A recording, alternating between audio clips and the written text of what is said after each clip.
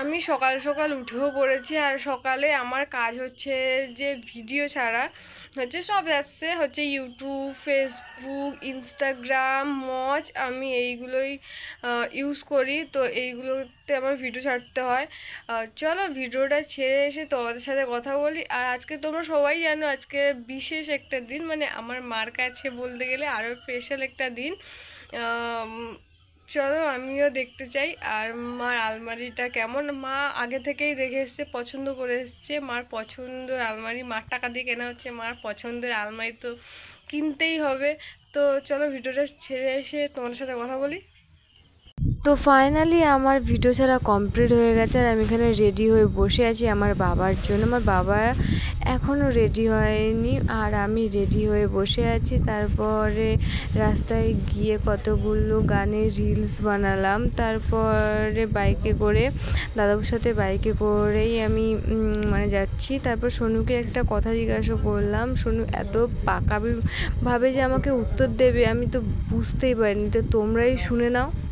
কোথায় আছিস তুই? কি করতে?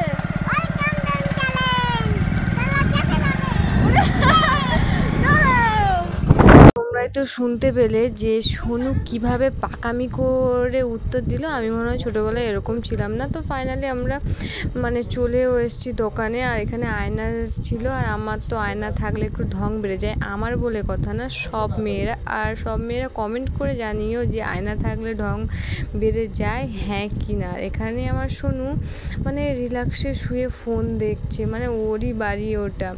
কি বলবো, ক্লান্ত হয়ে গেছে সবাই। আর এখানে আমরা 5 ঘন্টা বসে আছি, এত অসহ্য লাগছে। তাই জন্য সোনু হয়তো শুয়ে পড়েছে। তারপরে ওকে একটু ডিস্টার্ব করলাম, ফোন দেখছে।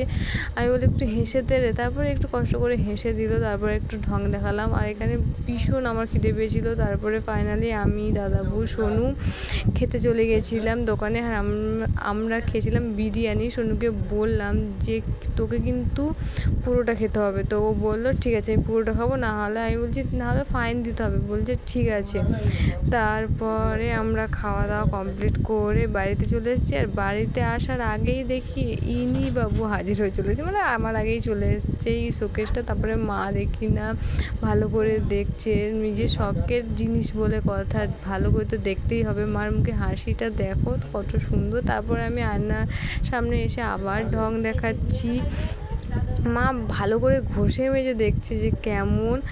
তো কার কার মা এরকম টাকা জমিয়ে সুন্দর সুন্দর জিনিস মানে বাড়িতে নিয়ে আসে অবশ্যই কমেন্ট করে জানিও, কমেন্ট করতে ভুলো না। আর আমার চ্যানেলে যদি নতুন এসে থাকো তাহলে অবশ্যই সাবস্ক্রাইব করে পাশে থাকা বেল আইকনটা ক্লিক করে দিও এরকম লেটেস্ট ভিডিও দেখার জন্য।